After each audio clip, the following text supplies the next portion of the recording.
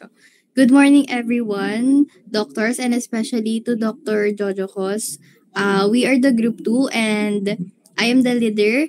My name is Yuan Pearl H. Plumo, and here are my members, Kiro Lumibao, Ranalyn Talalion, Rosa Felisa de Gaspi, Yut Celeste Valles, Carissa Lu Rodil, Shaina May Baman, and Virginia Grace Paisa.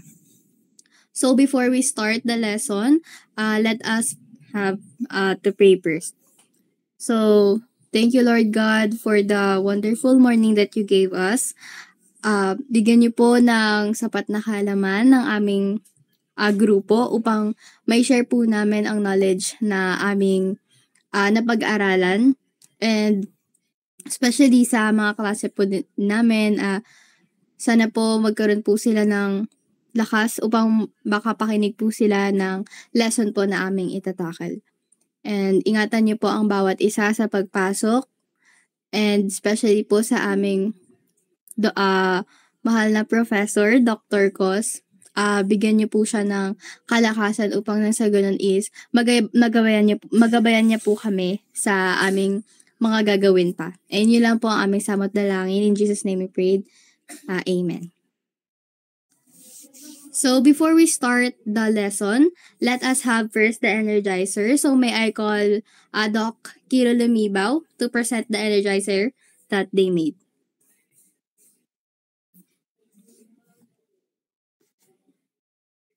So let's start our energizer. So madali lang naman to. Guess the picture lang siya. So pa-next po, Doc. Ito, rules. Yan. Guess the picture and give one way to preserve the ecotourism spot. So magtatawag na lang po ako, no? Sige po. So ayan. Pureto. Sinong gusto? Ayun. Renalyn Tanalyon, Doc.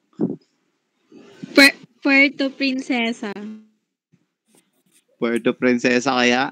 Tignan natin. Next. Tama. So, Puerto Princesa is located in the beautiful province of Palawan.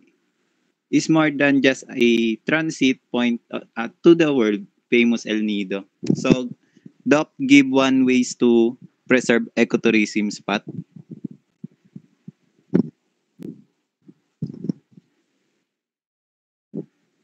Salamat, Doc Rena. Sige, Doc Valles na lang. Sir, ano po yung tanong? So, ayun, magbibigay lang kayo ng one ways para ma-preserve yung ecotourism spot.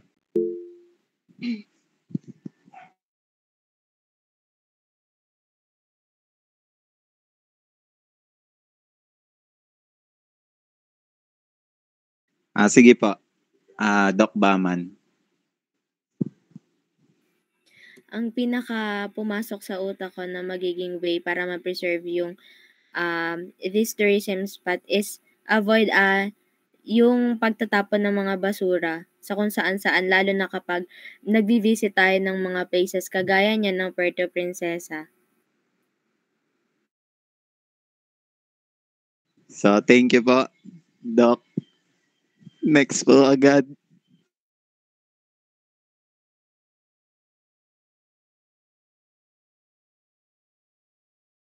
So, ayan, sino pong gustong mangula? And sino gustong sumagot? Yes, I'm Doc Plumo. Banawe Rice Terraces. Sige, tignan natin kung tama. Yun, tama. So, Banawe Rice Terraces are terraces that were carved into the mountain of Ifugao in the Philippines by the ancestor of the Igorot people. So, next po, Doc.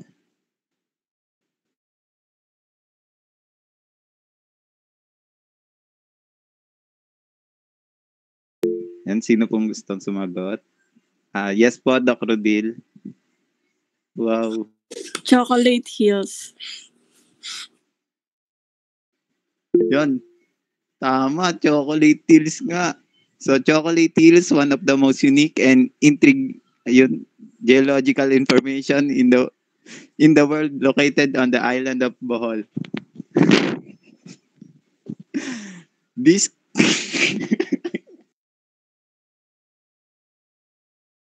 Sige po, next po, Doc.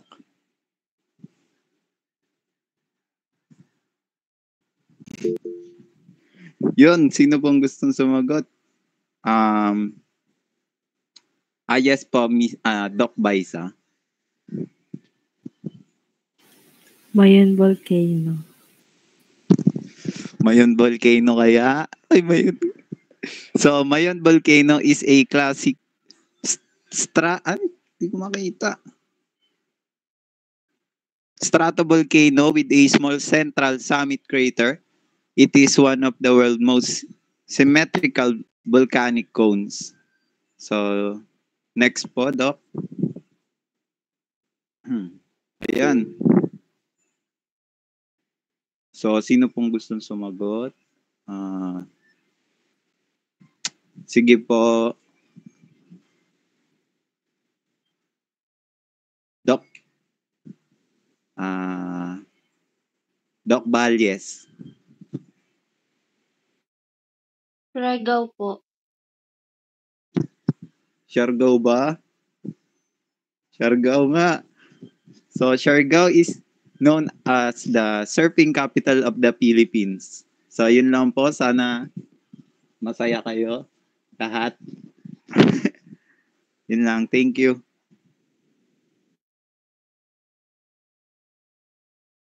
Thank you for the wonderful energizer that you made. Doc Kirill Lumibaw, lahat kami is nagising and napasaya ng energizer mo.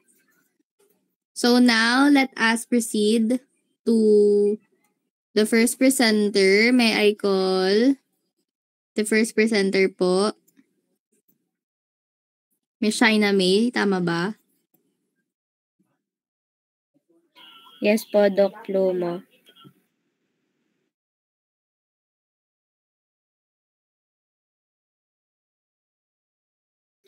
So our topic is all about ecotourism spots in the Philippines and how to do waste management. Pero ang una muna nating itatakal is ecotourism spot in the Philippines. So let us discover the unexplored corners of the Philippines. So first, what is ecotourism? Sino po pwede magbasa? Yes po, Doc Baisa. Ecotourism. According to NADC Resolution number 2001-1001, ecotourism or ecological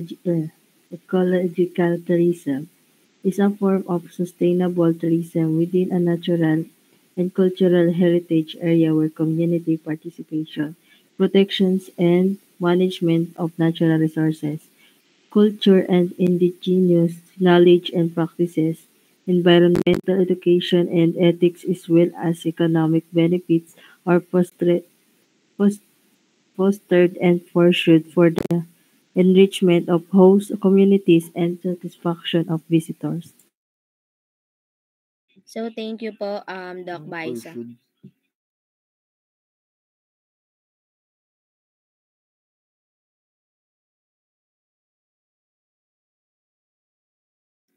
I'm sorry po. So thank you po, Miss Baisa.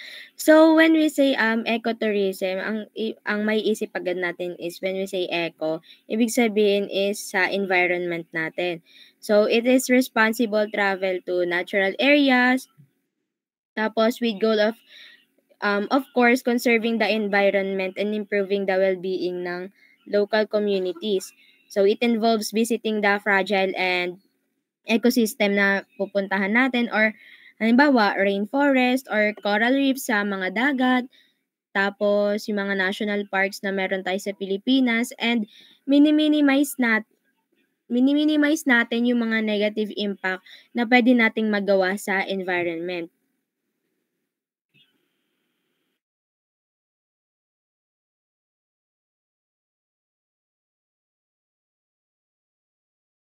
So, yung ecotourism din, it promotes sustainable practices din such as eco-friendly transportation, tas nagsistay tayo sa mga eco-lodges, di ba? Halimbawa, pumupunta tayo ng mga beach. Nakikita natin yung mga talagang eco-friendly na ginagamit ng mga tao doon para mapanatili nila yung kagandahan ng tourist spot na meron sila sa lugar na yon. So, next. So, according to Hector Ceballos, ecotourism is a type of tourism that consists of traveling to relatively undisturbed or uncontaminated natural areas. Katulad nga ng ginagawa ng mga ibang tao, di ba? Nagpupunta sila, halimbawa, mag-hiking, pupunta sila sa mga matataas na bundok. Tapos kapag naman pupunta sila sa mga ocean, nagkakaroon sila ng mga activities such as snorkeling or diving, ganon. And then, the specific objective of studying, admiring and enjoying the scenery and its wild plants. So, di ba, kapag nagpupunta tayo sa mga iba't ibang tourist spot, ang talaga namang pinupunta natin is yung scenery ng lugar na yun. Kung gaano siya kaganda, ina-appreciate natin siya kung gaano siya kaganda. At hindi lang yung kung anong merong environment yung tourist na yun, yung tourist spot na yon. Inaano rin natin kung ano yung iba pang mga nandun such as wild plants or animals na mga nakatira doon, and iba pang existing cultural manifestations both past and present found in this area. So, yung mga alam naman natin na ibang tourist spot, 'di ba? Hindi lang naman siya beaches, ganon, or mountains. Ano nga yun? Ang iba pang kadalasang pinupuntahan natin din is yung mga na-preserved na mga bagay na pwede pang makita doon sa lugar na yon. Halimbawa, yung mga nagamit noong, di ba may mga lugar na meron pa rin na-preserve na mga ginamit noong World War, ganon. May mga lugar pa rin tayo nakikitang ganon na may mga bagay pa rin na tayo matatagpuan na dun lang sa area na yon natin matatagpuan. So, next. So, let us discuss the importance of ecotourism. So, first bullet, an important economic activity in natural areas. Yun nga, nagkakaroon tayo ng pag-explore dun sa isang area or isang ecotourism spot. Nagbibigay tayo ng economic value sa ecosystem services na meron tayo. And next, nag-generate tayo ng direct income for the conservation ng mga protected areas. Kaya 'di ba minsan nagtataka tayo na bakit kahit na parang dati public lang siya, tas biglang nagkaroon nung dinaya na siya ng mga tao, parang biglang nagkaroon na ng mga entrance fee, ganon, or ng iba pang mga fee na dapat bayaran dun sa isang spot na yun. And then, generate direct and indirect income for local stakeholders, promote sustainable use of natural resources, and reduce threats to biodiversity. Kasi syempre, hindi lang naman pwede na punta ka lang ng punta.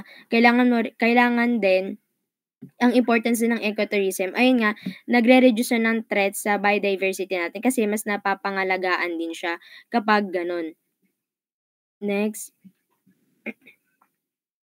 So, if tourism is not properly planned and implemented, it can destroy the vegetation. Syempre, kung hindi natin napapangalagaan yan, edi sana hindi tayo nakakita ng mga magandang views ngayon na nagiging background ng mga pictures natin na upload natin sa mga Instagram natin or any social media accounts. Then create congestion. Syempre kung hindi properly plan or na-implement yung mga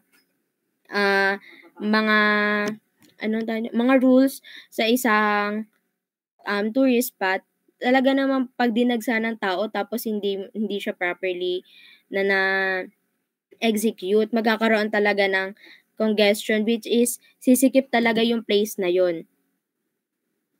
Number 3. Third bullet is pollute beaches. So, alam naman natin yun, di ba? Kapag walang mga nakabantay, talagang ang mga Pilipino, tapon dito, tapon doon, tapos makikita mo na lang may mga palutang-lutang na sa pag nagsagawa kayo ng activities, halimbawa sa ocean or sa mga beaches. Kapag nagsagawa kayo ng baon ng snorkeling, ang makikita nyo na, ang masisisid nyo, puro plastic.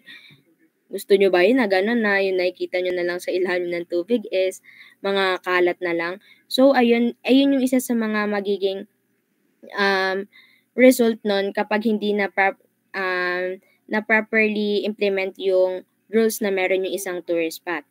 So, cause housing problems din. And litter tourist area, ayun din. Kukonect na rin siya dito sa kakaroon ng polluted beaches. Ganun kasi nga, hindi naman natin may iwasan na meron talagang mga tao na talagang ay nako, walang mga manners pagdating sa ibang lugar. E dinadala pa nila yung ibang ugali nila dun sa tourist spot na pinuntahan nila. And ignore the needs of local community. Ayun nga, mas naiisip na nila yung sarili nilang kasiyahan dun sa pinuntahan nila kaysa dun sa mga local peoples or needs ng isang community or tourist spot. So, low impact environmentally sound and community participatory tourism activity in a given natural environment that enhance the conservation of biophysical and cultural diversity, promotes environmental understanding and education, and yields socio-economic benefits to the concerned community. So, first is protected area. Identified portion of the land and water aside by reason of their unique physical and biological significance, manage to enhance biological diversity and protect against destructive human exploitation. So, as given na sa bold letters, capital letters, which is protected area, ito yung mga portion talaga na may mga reason kung bakit unique yung physical appearance nung tourist spot na yun or ano pa yung pinaka anong tawag nun? Pinaka meaning, deep meaning nung isang lugar na yon. And bakit nga siya pinoprotect? And mas yung iba doon kasi mas ine-enhance nila kung ano yung talagang parang pinaka nagsisimbolize doon sa isang ecotourism spot. So next, biodiversity. The variety and variability among living organisms and ecological complexes in which said organisms occur. So, may mga additional information ba kayo about this? About the biodiversity, may mga idea ba kayo? What is biodiversity?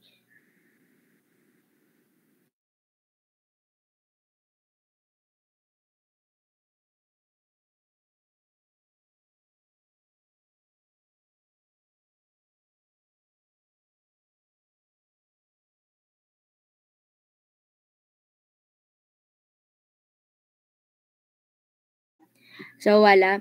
So, ayun nga, no, as we all know naman na, alam naman natin, yung biodiversity ay, yes po, Doc Plumo? Paulit po ng tanong, Doc Shai. Kung ano yung alam mo about sa biodiversity. Kapag sa akin, pag yung biodiversity is naririnig ko or nababanggit sa akin, ang pumapasok sa isip ko is, it is the, variety of all living things and their interaction. Yung may mga prey, ganun ba yun? May mga prey, may predator, ganun.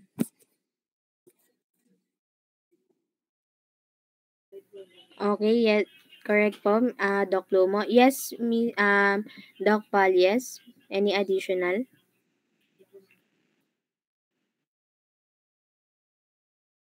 Wala na po, nasabi na po.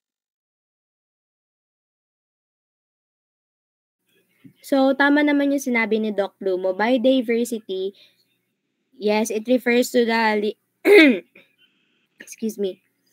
refers to the variety of life forms, including ng plants, ng animals, microorganisms, and the ecosystems in which they exist. So, it compasses the diversity of species or genetic diversity within each species and the diversity of ecosystems and their interactions. Biodiversity is crucial for the functioning of ecosystems and provides numerous benefits to human well-being. So, yung biodiversity na nagpe-play siya ng crucial role sa pagme-maintain, which is nasama siya dito sa ecotourism, is because nagpe-play siya ng huge role sa pagme-maintain or pagbabalance ng ecosystem and pagpo-provide ng essential ecosystem services kagaya ng pollination na nagbibigay ng ganda sa isang ecotourism spot, yung nutrient cycling at saka yung climate regulation. So next is sustainable tourism. Modern form of economic development that is designed to improve the quality of life of the host community, provide a high visitor and maintain the quality of the environment on which both the community and the visitors depend. So sustainable tourism, also known as responsible tourism or ecotourism, it is an approach to travel and tourism that aims to minimize ng mga negative impacts sa environment ng isang tourism spot. So, it also support local communities and nagpo-promote siya ng cultural preservation. So, it focuses on the long-term sustainability of tourism by balancing the needs of tourists and ng environment at saka ng local community. And ina-adapt din ito yung sustainable tourism practices which is yung mga destination is ayun nga katulad ng sinabi is minimize yung mga negative impact sa isang ng tourisms. And nag-help siya na i-preserve yung mga natural and cultural resources na meron yung isang lugar na yon. And nag-create siya ng, of course, ng positive and meaningful experience for both visitors and local communities. So, next is recreational zones, areas of high recreational, tourism, educational, and or environmental values where ecotourism could be allowed. Excuse me. So, yung recreational zones naman, it is a place kung saan pwedeng maglibang yung mga tourist and may mga space sila na nilalaan para sa mga aktibidad na nagbibigay ng mga kasiyahan tsaka pampalipas oras sa mga tourist. So, ito rin yung place wherein pwedeng mag-enjoy tsaka mag-relax yung mga tao in a way na sa naman iba't ibang activities. Yung recreational zones din is pwede siyang matagpuan sa iba't ibang mga pasyalan like yung mga park, beach resort, ganon, and yung mga park na may mga hayop, may mga palaruan, tsaka yung iba pa na talagang mag-e-enjoy yung mga tourist. And yung lugar kung saan din pwedeng maglaro at tsaka magpasya or magpahinga yung mga tao. Halimbawa, lalabas kayo ng pamilya nyo, pwede sila doon sa lugar na yon magtambay. And yung mga recreational zones din na nagbibigay na iba't ibang mga activities na nagpapalakas ng nagpapalakas ng mga physical body natin tulad nung halimbawa paglalakad, pag-jogging, ganon, pag-akyat or hiking, ganon. And yung isa pa sa mga recreational zones is yung maaari rin tayo of course magpahinga, mag-relax, tsaka i-enjoy lang yung kalikasan na nakikita natin. So next is natural areas. It is an area that remain relatively okay.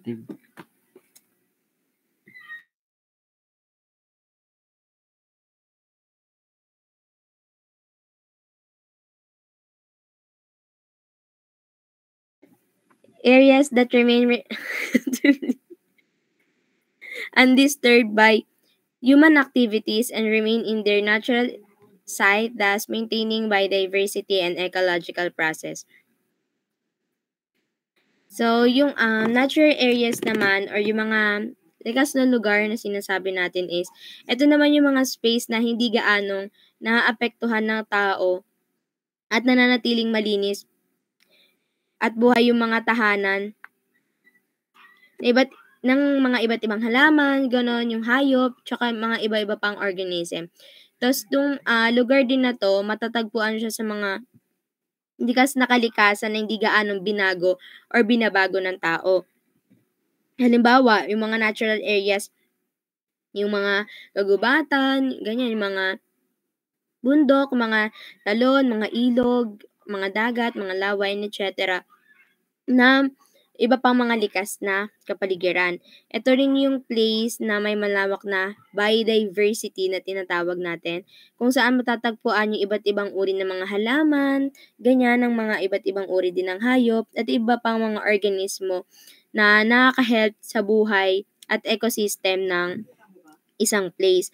And additional is the natural areas is important dahil nagbibigay din sila ng mga services sa kalikasan natin, tulad ng pagbibigay ng malinis na hangin. Of course, kapag malinis yung kapaligiran ng isang tourist spot, malinis din yung nalalanghap nating hangin. And nag-help din to sa pag-aalis ng carbon dioxide sa atmosphere, pagpoprotect ng mga watershed, and pagbibigay of course ng mga tahanan at pagkain sa mga hayop. At syempre, hindi na naman sa mga hayop, pati tayo rin yung nakikinabang nun. And mahalaga rin na pinapangalagaan natin yung mga gantong natural areas para mapanatili natin yung likas na kalikasan talaga nung isang spot na yon or nung biodiversity. Pwede rin tayong magsagawa nun sa pamamagitan ng pagtitiyak sa hindi pagkasira ng mga likas na kapaligiran, pagpapanatili ng malinis na tubig at hangin, pagbabawas sa polusyon, at pagpapanatili ng mga natural na proseso ng ecosystem. So next, ecotourism as the activity. Ecotourism is usually centered on activities related to nature. Before ecotourism was introduced, these activities were called special interest, nature tourism, and green tourism. Some ecotourism activities have been identified as possible for the Philippines and are currently undergoing development. These are mountaineering or trekking, bird watching, nakulangan lang ng N, photo safari, scuba diving, spelunking, and whale and dolphin watching. So yung ecotourism naman na which is yung activity, it involves yun nga ng activity. Halimbawa, katulad ng sinabi is yung mountaineering or yung trekking, yung biodiversity na yon. Halimbawa, ano ba yung pinakamataas? Yung Mount Pulag, halimbawa, doon, kung nakapunta na kayo, pwede tayong mag-conduct doon ng mountaineering or ng trekking, which is yung ecotourism, sinasamahan natin siya ng activity. Bird watching, photo safari and scuba diving, of course, sa beaches, sa mga dagat. Whale and dolphin watching. Basta mamaya makikita natin sa mga sasunod na slide, etong mga activities na to and saang mga lugar siya pwedeng makita or ma-experience. Next is, let us discover the beauty of the Philippines. So, Palawan, katulad sa nabanggit sa Energizer natin, known for its stunning beaches, crystal clear waters, and rich biodiversity. Palawan offers ecotourism experiences such as island hopping, snorkeling, and wildlife watching in places like El Nido, Coron, and Puerto Princesa Subterranean River National Park.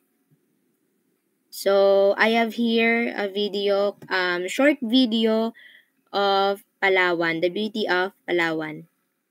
Let's wander El Nido, Palawan.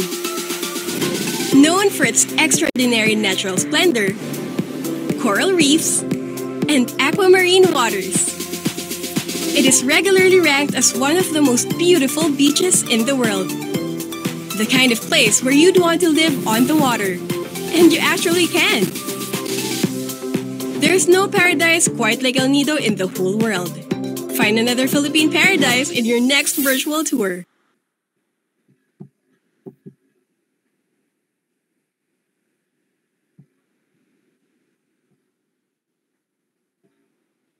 So, sino makakapagbigay ng insight nila about sa napanood nila? What can you say about the video of Palawan, the beauty of Palawan? Yes, Doc Valles.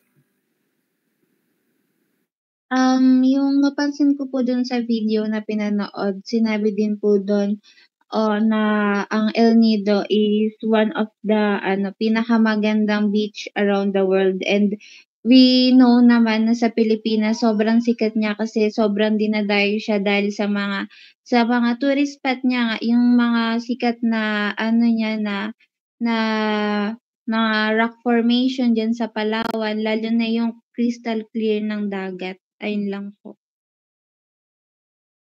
So, ayun nga, no, based sa video na pinakita, sobrang ganda talaga ng beaches sa Palawan. Yes po, Doc Lumo, other additional. Add ko lang, di ba? Sino ba nanonood ng dito? Ng channel ni Gio Ong sa YouTube? Di ba taga Palawan sila? And napansin ko, parang every spot na pinupuntahan nila is parang worth it kahit sobrang tagal nila sa biyahe. Tapos yung pinupuntahan nila is super gaganda. Kung saan sila mapunta, maganda talaga yung mga view and especially yung dagat na meron sila. Ayun, na-appreciate ko lang kasi kung saan sila napupunta, kung hindi dagat, merong ilog, may sapa, and napansin ko na napakasagana ng Palawan sa dagat. So, thank you po, Doc Plumo. Yes po, Doc Rodil. Saka napansin ko rin na talagang well-preserved yung Palawan kasi kahit alam natin na sobrang daming turista yung bumibisita sa kanila kasi sobrang ganda nga. Parang naaalagaan pa rin siya ng mga doon, ng mga tao. So, yes po, no? Great observation. So, sa tingin nyo kaya, kung hindi na-i-implement ng properly yung mga rules na meron sa Palawan, ano kaya yung pwedeng maging kahihinatnan kaya ng itsura ng Palawan ngayon?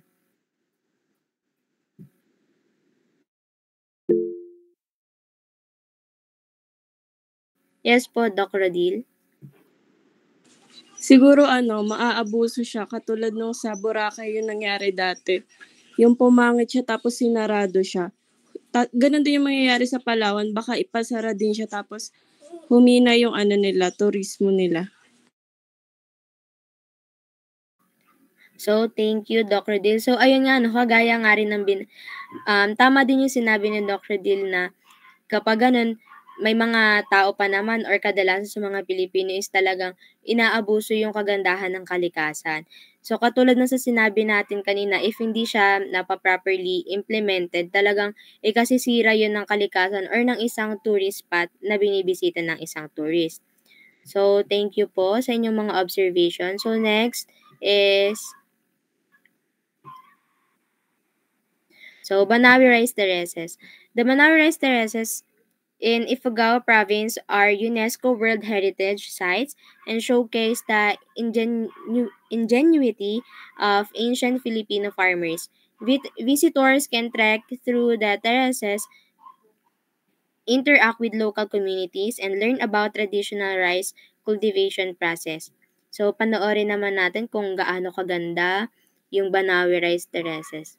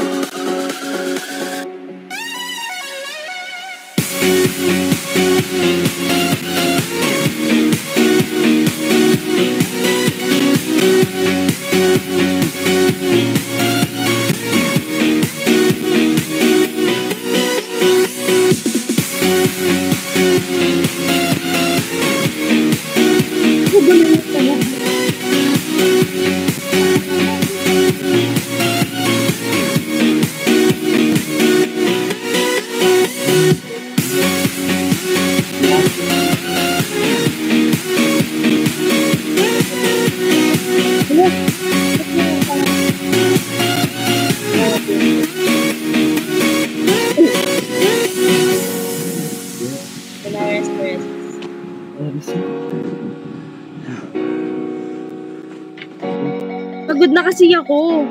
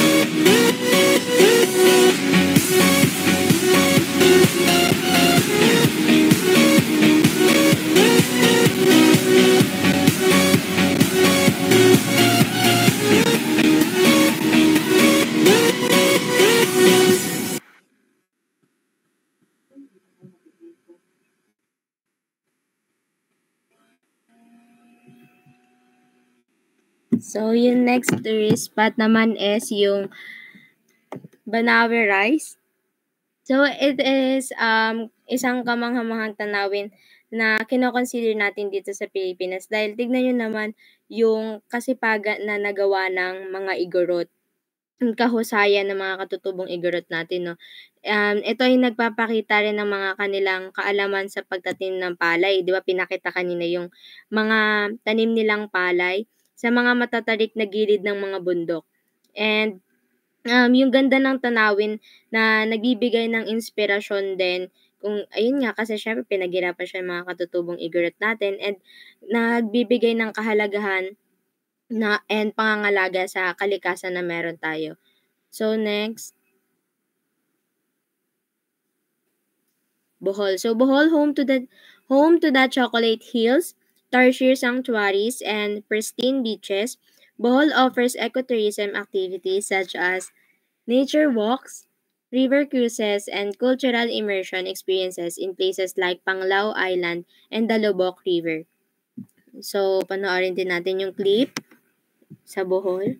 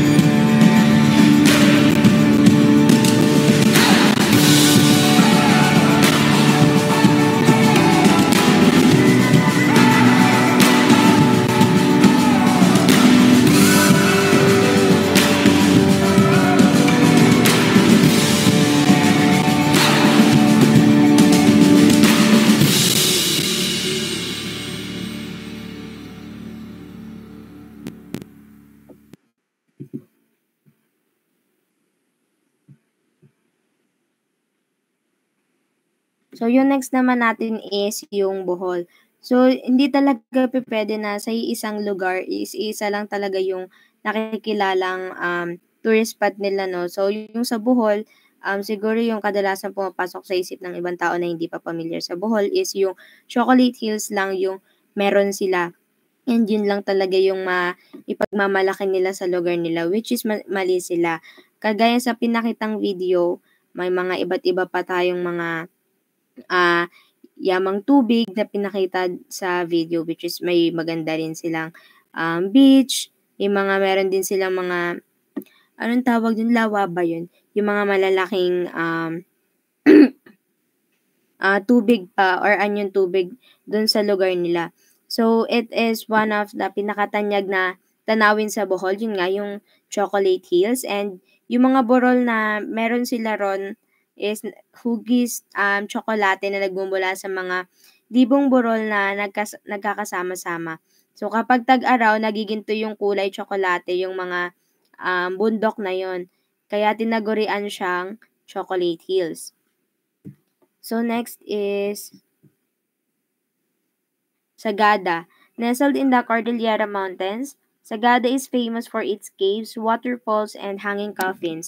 Visitors can explore the underground caves, hike to scenic viewpoints, and engage with the local Igorot communities.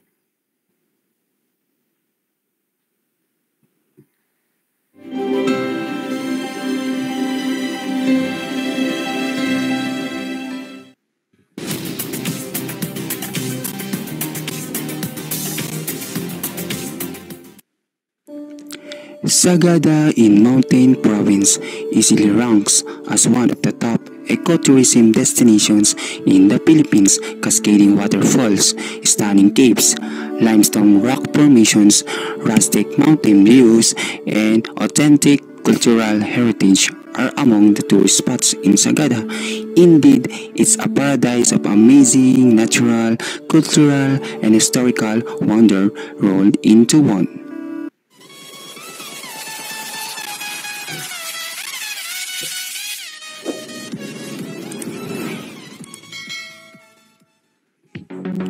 Here are the best tourist spots in Sagada. Mount Ampacao is the one of the off-beaten places to visit in Sagada. Getting here is quite easy as the trails are well established and do not run across steep terrains. Expect to walk on grassy terrains and on some parts trail on secondary forests, while atop you can see a panoramic view of Sagada town and its surrounding mountains and pine forests. During the early morning, a sea of clouds usually forms. Keltipan Viewpoint is the one of the iconic places to visit in Sagada. Keltipan Viewpoint offers a spectacular view of the sunrise and an occasional sea of clouds. Best to come here during the early morning or late afternoon to catch sight of the beautiful sunrise or sunset. You can also come here during the night if you want. The Zalora Birthday Sale. The biggest deals on top global brands. Only on Zalora, Asia's fashion expert.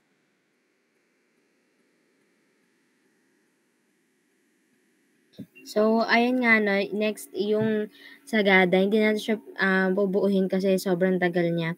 So, isa siya sa mga magandang bayan na matatagpuan din sa Cordillera Mountains. Dito lang siya sa Luzon. And ito ay tanyag sa kanyang natatanging likas na yaman, kultural na pamana at kamanghang tanawin. And ang Sagada is tahanan ng mga kuweba na nagbibigay ng kahangahangang mga tanawin at mga karanasan. Ang pinakatanyag na kuweba na meron sila is yun sa Maguwing Cave, kung saan maaaring maglakad sa loob ng mga stalagmite at stalactite formations nila. And yung Echo Valley and yung famous hanging coffins nila, isa sa mga famous attraction na meron yung Sagada is yung hanging coffins, which is sinabanggit dun. So, ito naman next is yung Donsol. Ito yung sinasabi ko kanina na sila yung whale shark capital. So, of the wood. Donsol in Sorsogon Province offers ecotourism opportunities for snorkeling or diving with gentle giants, as well as river kayaking and firefly watching.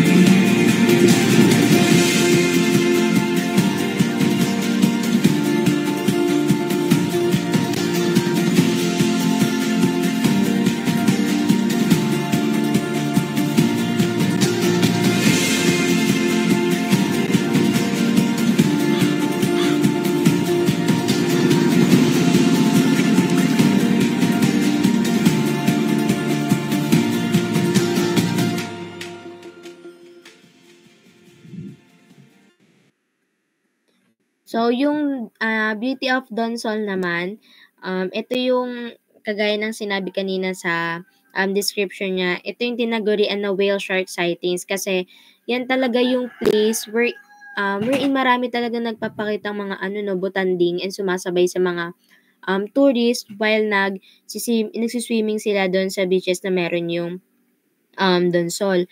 And yung mga coral reefs at isda sa ilalim ng tubig doon sa Donsol is talagang sinasabi nila na um, kamangha-mangha 'no, kasi makukulay yung mga corals na meron sila and may mga isda sila na nagbibigay ng kakaibang beauty do'n sa ilalim ng dagat na meron yung Donsol. So next, so this is the last part for the ecotourism spots. So may I call on Doc Valles for the summary of ecotourism. So as we summary the topic that Doc Baman discussed, we're going to summary the topic and by the means of biodiversity first, it provides incentives to enhance biodiversity itself and preserve natural resources. Provides locals a source of income. Yung mga nakatira doon, it's either indigenous people na doon sila kumukuha ng pangunahing pagkukunan ng kanilang hanap buhay. And ecotourism can fight poverty and empower local indigenous communities by creating employment or opportunities. And responsible din sila sa travel to natural areas that conserves the environment, sustain the well-being of a local people, and involves interpretation and education.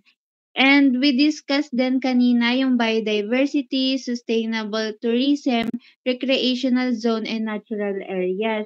And we also tackled about those places na naging tourist spot dito sa Pilipinas at napapanatili nating i-preserve to dahil sa mga nagbabantay dito and dahil din sa mga taong dumadayo dito na nagkakaroon ng sense na mapangalagaan din by means of pagtatapon ng basura sa tamang tapunan. And that's all.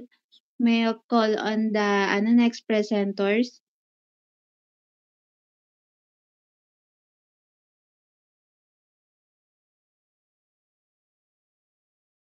So thank you, Doc Lutz Valles. So may I call on Doc Tanalion for her report. Thank you, Doc Baman and Doc Valles. Now, we are going to discuss about waste management. So, how to do waste management? Next slide po. What is a waste management system? A waste management system is a streamlined process that organizations use to dispose of, reduce, reuse, and prevent waste. Also known as waste disposal, it is an approach where companies implement comprehensive strategies to efficiently manage waste from their origin until their final disposal. Possible waste disposal methods are recycling, composting, incineration, landfills, bioremediation, waste to energy, and waste to minimization. So, ang waste management, dito ginagawa yung reduce, reuse, recycle. So, may mga iba't ibang companies na nag-implement ng strategies sa paggawa or sa pag-manage ng waste system. So, nabanggit dito yung mga methods na ginagawa nila, which is yung recycling, composting, incineration, landfills, bioremediation, waste to energy, and waste minimization. So, next slide po.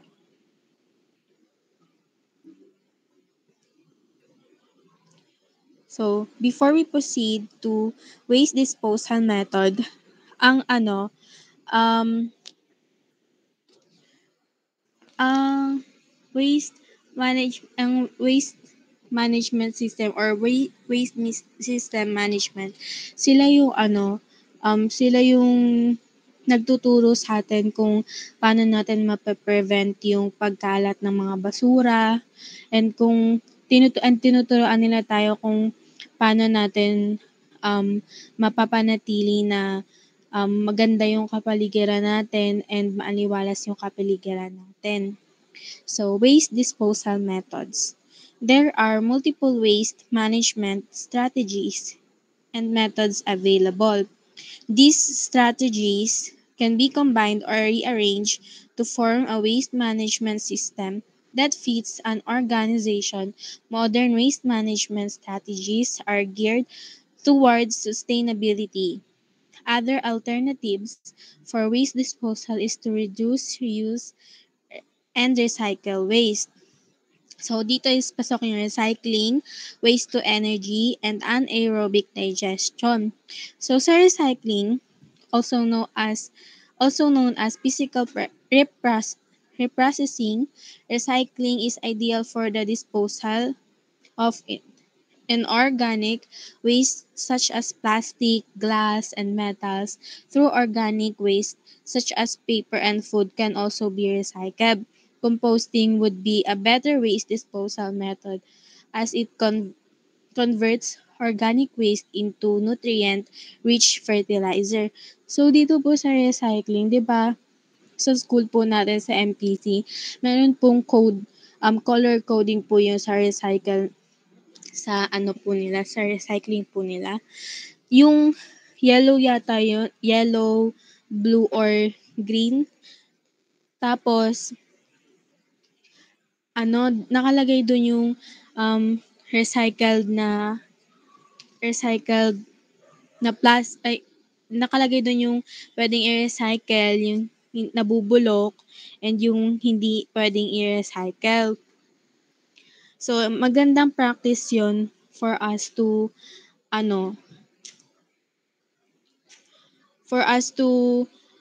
prevent na magkalat sa school natin.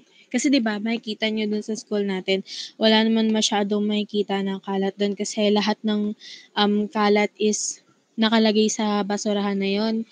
And meron din sila nung malaking parang lagayan ng mga bote, yung mga bottled water, or yung mga lagayan ng mga plastic bottle, yung malaking dun, parang alambre siya. So, parang bukod nila yung lalagayan as recycle practice din. So, next is yung waste to energy or WTE. On the other hand, is the conversion of non-recyclable waste into heat electricity or fuel using renewable energy sources such as anaerobic digestion and gasification. Ang mga waste to energy na planta ay sila yung nagsusunog ng municipal solid waste or MSW. Sila yung mga kadalasan tinatawag na garbage o trash para makagawa ng singaw sa isang boiler at ginagamit nila yun para mapalakas yung electric generation turbine. 'Di ba usually may mga anong tawag dun sa na yun, may mga gas houses na makikita or mga bahay na may gumagamit sila ng mga generator na ginagamitan ng pagsusunog ng mga basura. Ito yung mga pinaghalong materyales na mayaman sa energies tulad ng mga papers, plastics, basura sa bakuran, at mga products na gawa sa kahoy. So next is anaerobic digestion. The biological reprocessing of animal manure and human excreta into methane-rich biogas. Plasma gasification uses a plasma-filled vessel operating at high temperatures and low levels of oxygen to transform hazardous waste into syngas. Another option for disposing of hazardous waste is bioremediation, the treatment of contaminants, toxins, and pollutants through microorganisms. Yung process ng anaerobic digestion. Ito yung gumagawa sila ng gas na binubuo ng methane or CH4 at saka yung carbon dioxide or CO2. Nakilala sila as biogas. Ang mga gas na yon, gawa sila sa mga organic na basura tulad nung dumi ng hayop, basura sa process ng pagkain at iba pa. So next slide po. So there are approaches and best practices when it comes sa waste system management. So number 1 is yung waste prevention. Waste prevention is the most important method of all the other strategies. So before diving into this, it is crucial to track the waste amount generated in your organization. Once you have the needed information, you can help various technologies to eliminate waste, thereby preventing waste pollution. So, ang example ng waste prevention is yung prevent single-use plastic. 'Di ba? Siguro last year yata 'yon, 2023 or 2022 or simula nung 2020. Nauso yung pag bumibili kami ng bigas, hindi na nila madalas nilalagay sa plastic. Madalas pag bumibili kami ng bigas, nilalagay nila sa paper bag. Tapos, meron silang tinitinda ng mga bag na gawa sa tela. Ayun na yung pinapagamit nila para maiwasan yung paggamit ng plastic. Tapos, pangalawa is yung donate useful items instead of trashing them. Diba common na ginagawa lang natin to pag merong nangyayaring sakuna na katulad ng sunog, ng bagyo.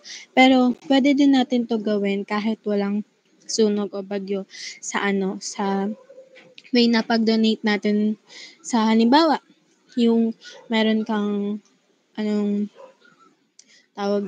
meron kang mga plastic bottles sa bahay nyo, pwede mo yan gamitin pang donate sa mga sa mga plantito-plantita, pwede nilang i-recycle, gawin nilang mga base ng halaman nila, yung ganon. And yung pangatlo is use water-saving technologies. Example, yung rainwater. Ito yung mag-harvest sila ng tubig ulan na may malawakang paggamit sa urban or rural na lugar.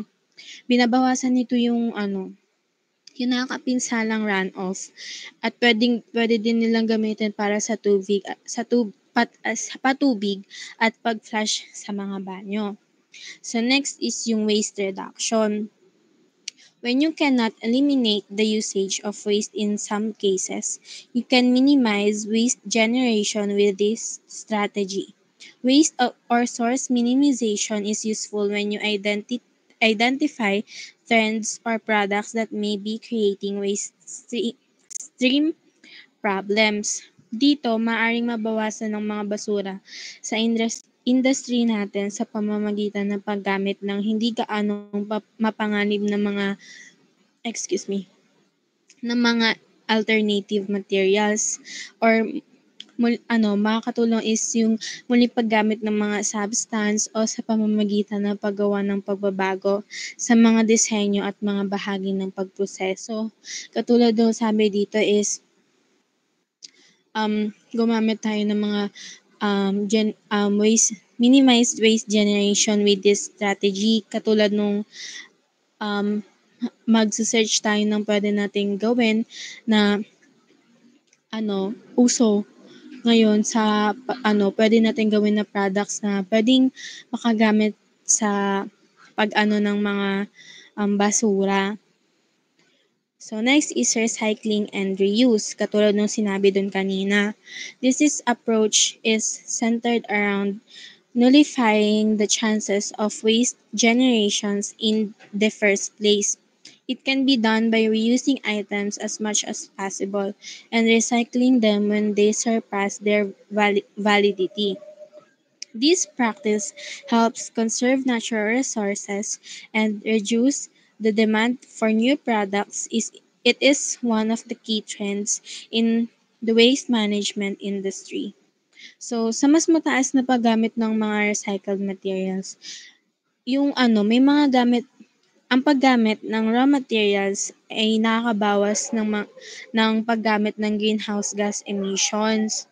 So, maaaring tayong mag-alok ng mga services ng basura at pag-recycle para sa mga recyclable na materials gaya ng mga papers, plastics, gases, woods, at mga metals para mabago ang mga ito sa mga bagong products. Katulad ng binigay kong example kanina sa bottled water na pwede nating i-donate sa mga plantito o plantita na pwede nilang i-recycle at gawin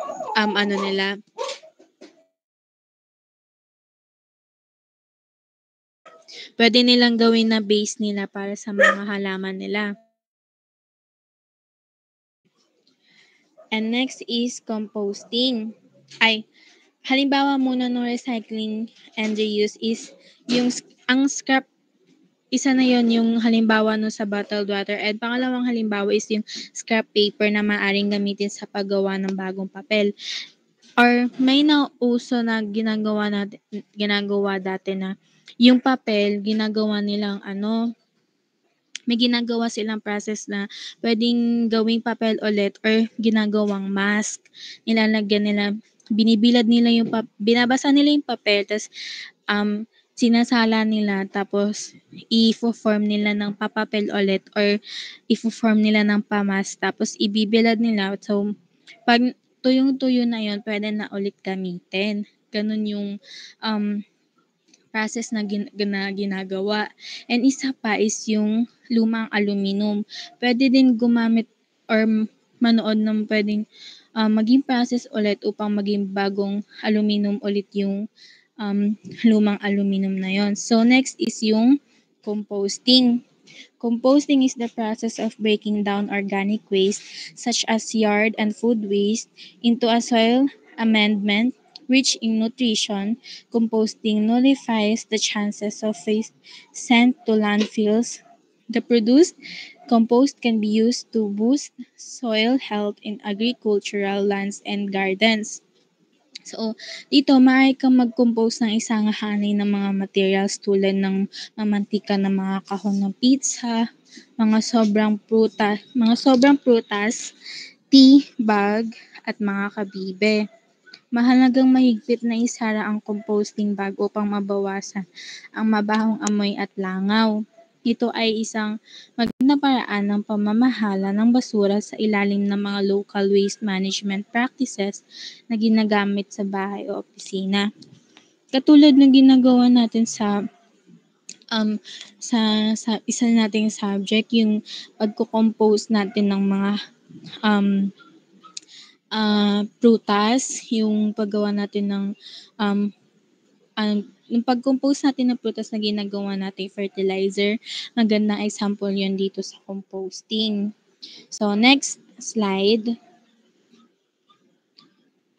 So, why is it important to know how to do waste management? So, hazardous waste audits are encouraged and incentivized by the EPA, while the original audit policy was published in 1986. The 1995 audit policy further expanded it by stating that the EPA will not seek gravity-based penalties or recommend criminal charges for violations discovered through audits or a waste management system. However, such violations must be promptly disclosed and corrected. EPA has also released a set of audit protocols to guide the degree and quality of evaluation essential to an audit. Each audit protocol contains a checklist that matches regulatory requirements and specifies what should be evaluated during the audit. Dito, ang pagbabawas ng basura ay hindi lamang mapoprotektahan ng kapaligiran. Makakatipid din tayo sa mga gastos o mga bawas sa mga gastos para sa pagtatapon. Sa parehong paraan, ang pag-recycle o muling paggamit ng basura na ginawa ay nakikinabang or napapakinabangan sa kapaligiran sa pamamagitan ng pagbabawas ng pangangailangan na kumuha ng mga pagkukunan at pagbababa ng potensyal para sa mga contamination. So, pwede tayong gumawa dito ng checklist kung ano pa nga pwede nating gawin na strategies, ano pwede nating or ano yung na-observe natin during na ginagawa natin yung pag-waste management. So, next slide po. So, may I call Doc Valles for the summarization for the waste management topic. So, ayan. For the summary po ng topic na diniscuss ni Doc Rena, and ito po yung mga pointers na naibigay niya during her topic, during habang nagdi-discuss siya. And ito po, waste management is reducing waste will not only protect the environment, but also us. Kasi pag nakikiayon tayo sa pag-waste management or pag na tumutulong tayo sa community natin kung paano ma-prevent yung yung pagdami ng basura, is matutulungan din natin yung sarili natin, maging yung community natin. In the same way, recycling and reusing the waste that is produced benefits the environment by lessening the need to extract resources and lower the potential for contamination. And ayun nga, like what I've said, na kapag nakikiisa tayo sa pagre-recycle o pagtulong sa kung paano makabawas ng mga waste, nakakatulong din tayo sa environment natin, katulad na lang sa pag-uulan, ganun, mababawasan yung flood, and dun na rin sa mga sa mga bagay na pwede pang i-reuse kaysa sa itapon. Kasi the more na tinatapon natin lahat ng gamit na pwede pang magamit, is parami ng parami yung basura na naiipon natin. And mind you, lahat tayo alam naman na sinusunog 'to, katulad ng na-discuss ni Doc Tanalio, na ginagamit nila para umandar rin sa greenhouse gases. Yun sa ginagamit nga nila para mag-function yung generator, and alam natin na nakakasama yun sa ozone layer ng Earth. And yung sa waste management, nahe-help din nito ma-prevent yung air, water, and soil pollution.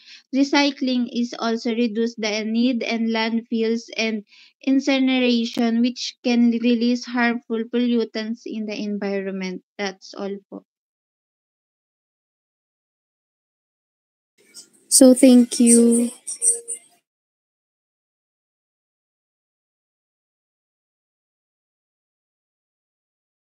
So thank you very much, reporters. So summarize ko lang lahat ng na-report. For me, siguro connected yung dalawang topic na meron tayo kasi we should do or we should practice to have a proper waste management. Especially, hindi lang sa bahay natin, but especially kapag pupunta tayo sa ibang lugar. Para saan? Para ma-preserve natin yung natural resources natin or yung natural tourist spot na meron tayo sa Philippines. And mapapangalagaan natin yun sa pamamagitan ng pag-iingat nito sa simpleng pagtatapon ng mga kalat natin sa tamang basurahan, and especially sa simpleng pag-iingat natin na hindi masira yung mga kung ano man yung mga nandoon or kung ano mang mga hayop yung nandoon or halaman or bato or shells yung mga nandun. So thank you very much. That is all for our final presentation. I hope marami po kayo natutunan and ma-apply din natin to sa sarili natin kasi alam ko naman na pupunta rin tayo sa iba't ibang lugar and sana as a future educator, tayo rin yung magturo sa iba na dapat nating gawin yung waste management kasi hindi lang naman siya importante sa bahay natin. Hindi lang dapat importante na sa bahay lang dapat tayo malinis. Dapat ituro din natin sa iba na dapat sa ibang lugar din, ganun din tayo kalinis. Hindi lang sa katawan, hindi lang sa bahay, but sa ibang lugar din. So, that's all. Thank you, doctors, and have a good day.